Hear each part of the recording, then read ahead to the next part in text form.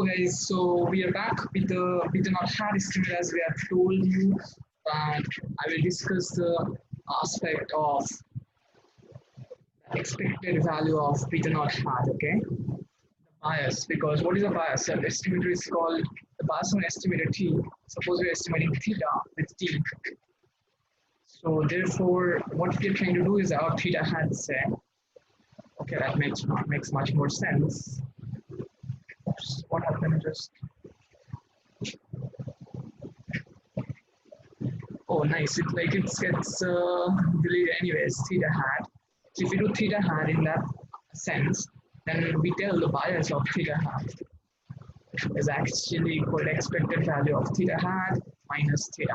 Sort of the distance between the expected average value of theta hat minus the actual parameter. So that's the bias. So we are sort of seeing how the average value of the estimator is more from the actual value of the estimator. Okay.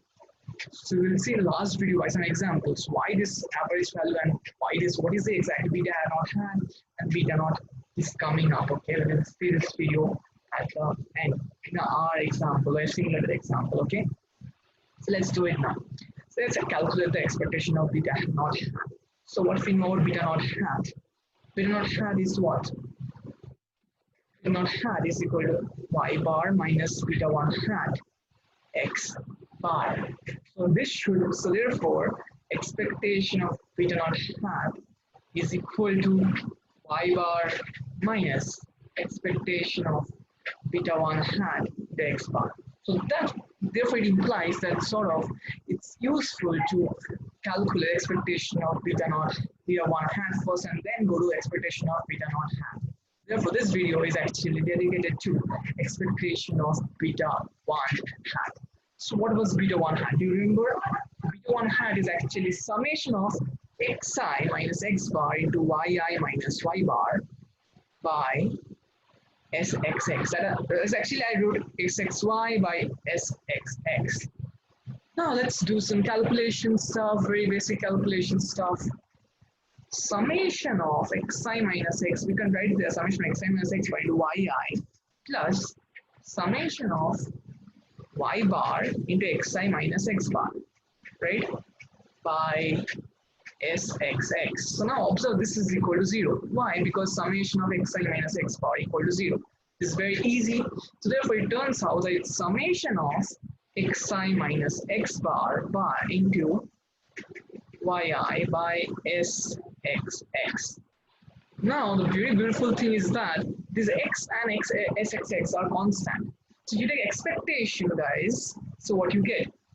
Expectation of summation of xi minus x bar by sxx into yi is actually equal to, by linearity of some expectation, we get summation of xi minus x bar by sxx into expectation of yi.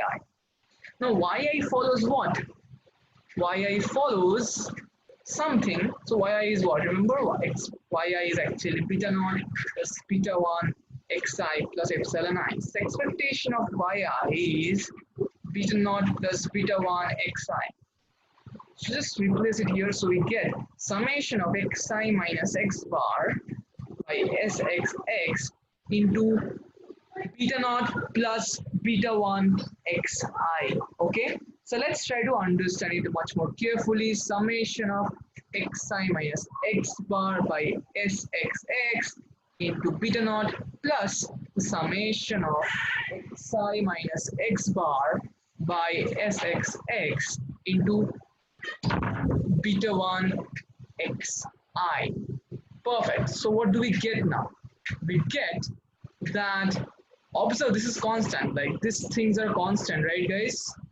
This thing is really constant over here and therefore this goes to 0. It's sort of constant into summation of xi minus x bar. So it's 0, right? What about this? Observe this very carefully. So we get this beta 1 out here outside and we get summation of xi minus x bar times xi by sxx. Observe that sxx can be written as summation of what? Xi minus x bar times xi minus x bar, right? So it's written like this, right? Observe that this term is 0. So therefore, the superpolar part this upper part is actually equal to this lower part. So it cancels out. So it's actually equal to beta 1. So what do we get? Expectation of beta 1 hat is equal to beta 1. So the bias of beta 1 hat is equal to 0. So that's the basic idea. Okay. So this is the idea of the expectation of bias of beta 1 hat. Now what we will do is we will calculate the bias of beta naught hat in the next video. Okay, so this is the essential idea. So let's get back to you in the next video of bias of beta naught. Bye bye. See you. Stay tuned. Stay blessed.